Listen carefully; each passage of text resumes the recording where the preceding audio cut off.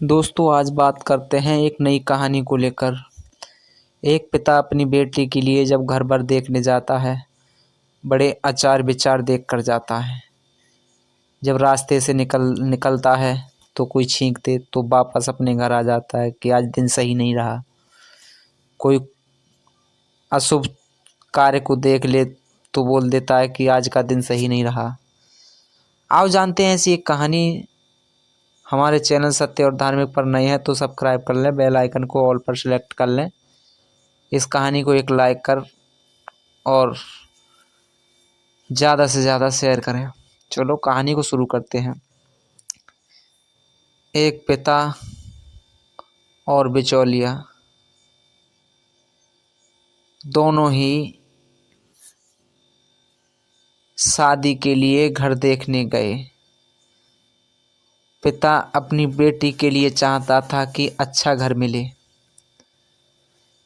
बिचौलिए को लेकर बिचौलिए की जानकारी होती है, वही घर दिखाता है बिचौलिया लेकर गया। गांव के बाहर ही उसने देखा कि एक पेड़ पर उल्लू बैठा हुआ है और वो पेड़ सूखा था।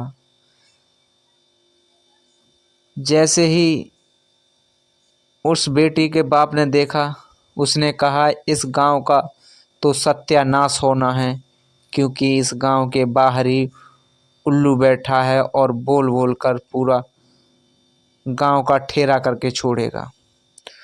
उल्लू ने वो बात सुन ली और उनका पीछा करना शुरू कर दिया। जैसे ही वो गांव के थोड़ा अंदर घुसे बिचौलिया और वो बेटी का बाप, देखा कि लोगों की टोली बैठी हुई जुआ खेल रही थी और एक तरफ देखा तो दूसरी तरफ बैठे ड्रिंक कर रहे थे, दारू पी रहे थे, शराब पी रहे थे। गांव में ऐसी कई जगह उन्होंने देखा और उनके घरों को देखा तो घरों पर छप्पर पड़े हुए थे।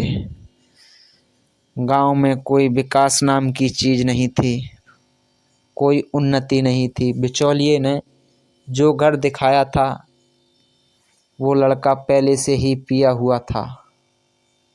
बातचीत की, बिचौलिए ने लड़का दिखाया और जब लड़के से उस बेटी के बाप की बात हुई तो उसने देखते ही मना कर दिया कि मैं इससे शादी अपनी बेटी की नहीं करूँगा, क्योंकि ये पहले से ही शराबी है। कोई पिता नहीं चाहता कि अपनी बेटी को शराबी के हाथों थमा दे। और बिचौलिए ने उसके ऐबों को बतेरा दबाया, लेकिन उस पिता ने मना कर दिया। उस गांव से बाहर निकला उस उल्लू ने उन दोनों को रोक लिया। तब उस पिता से पूछा कि एक बात बताओ, तुमने मेरे लिए तो कहा था कि इस गांव के बाहर उल्लू बैठा, इसने बोल बोल कर पूरे गांव का नाश कर दिया। जब तुम इस गांव के अंदर घुसे तो क्या आपने लोगों को बैठे हुए देखा? उस पिता ने कहा कि हाँ। क्या कर रहे थे? कि पत्ते खेल रहे थे। और दूसरा क्या कर रहे थे? कि दारू पी रहे थे। तो नाश, उल्लू ने कहा, तो नाश मैंने नहीं किया, उनके कर्मों ने उनका नाश किया है, क्योंकि कर्म ही सर्वोपरि हैं। कर्मों से ही राजा बनता है और कर्मों से ही भिखारी। दोस्तों, इतनी बात को सुनकर उस पिता ने कहा कि भाई सही कहा तुमने उल्लू, तुम्हारी इसमें कोई गलती नहीं है, क्योंकि उन लोगों के कर्म ही हैं जो कि आज इस दुर्गति में हैं।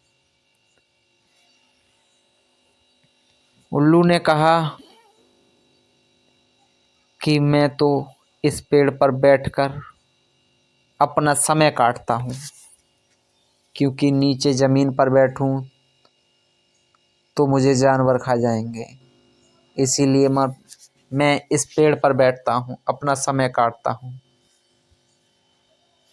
इस पेड़ की भी जड़ें इन लोगों ने काटी हैं और इसका बक्कल भी इन्हीं उतार कर जलाया है, इसीलिए यह सूखा है।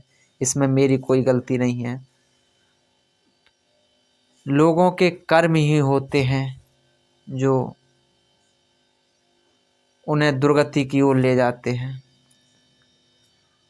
विकास कहाँ से हो इस गांव का, उन्नति कहाँ से हो इस गांव की, जब इन लोगों के कर्म ही अच्छे नहीं हैं। तो दोस्तों, किसी के बोलने से ना बोलने से कोई फर्क नहीं पड़ता। कहते हैं जब रास्ते पे हाथी चल रहा हो, कुत्ते 1000 भौंके, कोई फर्क नहीं पड़ता हाथी पर, क्योंकि हाथी अपनी चाल चलता है, वो किसी की नहीं सुनता। तो उसी प्रकार हमारे तुम्हारे कर्म हैं।